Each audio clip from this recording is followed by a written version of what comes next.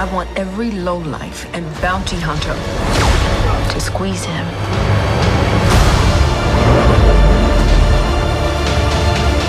You can't run, Obi-Wan! You can't escape him!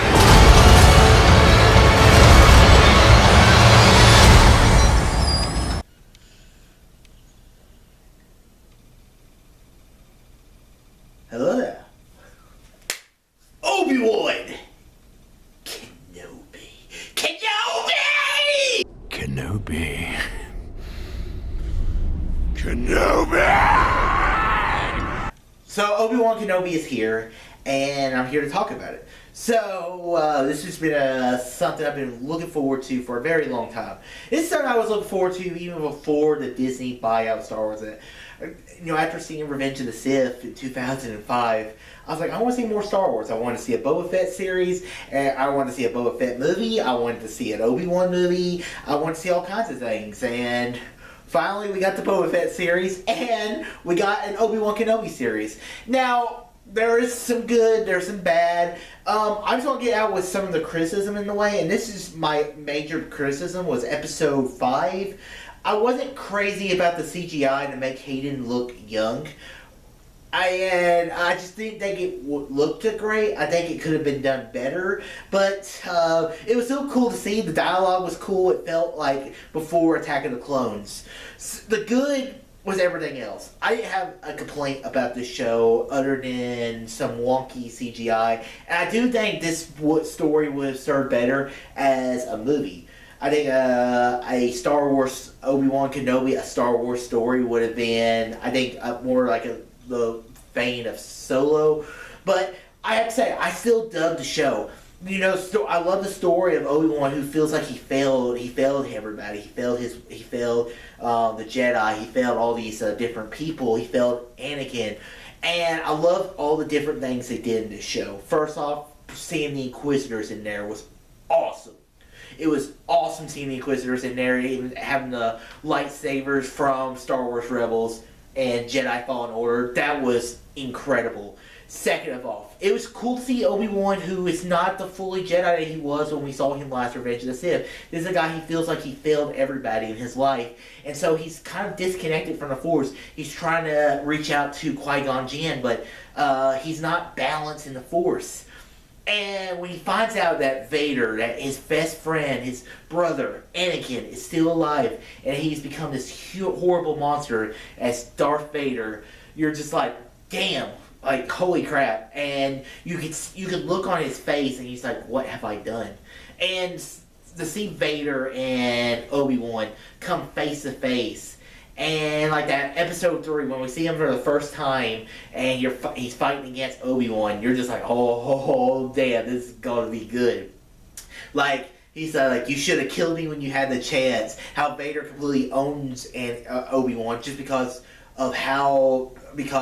Vader knows who he is, and Obi-Wan, he hasn't fought with the lightsaber. He buried his lightsaber away.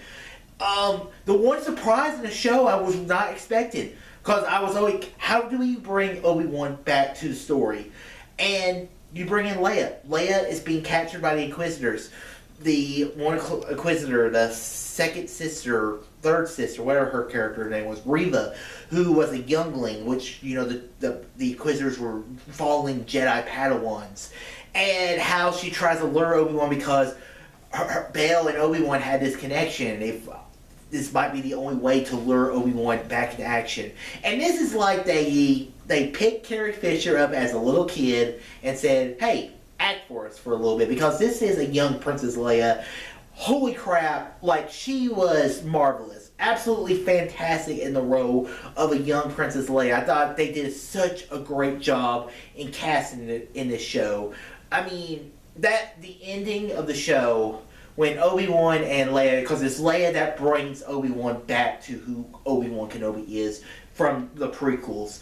And to see whenever he fights Vader, he lifts all the rocks, it's awesome. But the moment that got me was when Obi-Wan was saying how much like your parents you are, and and the emotion hit me, man. Like I just started tearing up, and I'm just like, you know, she really is like her parents, and I'm just like, what the hell's going on? And that just shows you how big of a nerd I am when stuff like this gets me, because damn, that was emotional for me.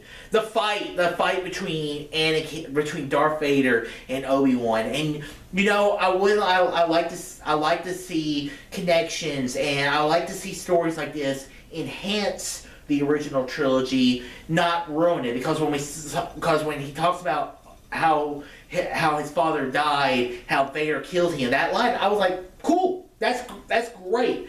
And I like when the mask is cut in half, and you see half of Hayden, and you see half of Darth Vader, and the voice of Hayden comes out. It was very similar to what they did in Star Wars Rebels, when you had the original voice actor from the Clone Wars and James Earl Jones voice and mix and match. And I love this. This was an awesome series. I loved it. I don't know if I liked it better than Mandalorian, but this was such a great Star Wars show. I mean, holy crap. What a series. Love Kenobi. If they want to do another one, and also to see Qui-Gon Jinn back at the end was cool. I would take another season. If they did another season, I don't know if they will. Ewan McGregor's been kind of teasing it, that maybe there's another story to tell before he becomes Alec Guinness. I would like to see the old man, wise Jedi. What else that can he get up to before the events of A New Hope? I'm down for it. If they do it, cool. If not, I'm fine with this. This was a great bridge gap into before we see A New Hope. So guys, Obi Wan Kenobi, awesome, great series, and I'm looking forward to Andor. That's the next Star Wars show coming out. So guys, what are your thoughts on Obi Wan Kenobi? Whatever they are, comment below, let me know. And guys, if you'd like to see that, thumbs up, subscribe, see more, and tell your friends about Easy Nation. And may the Force be with you always.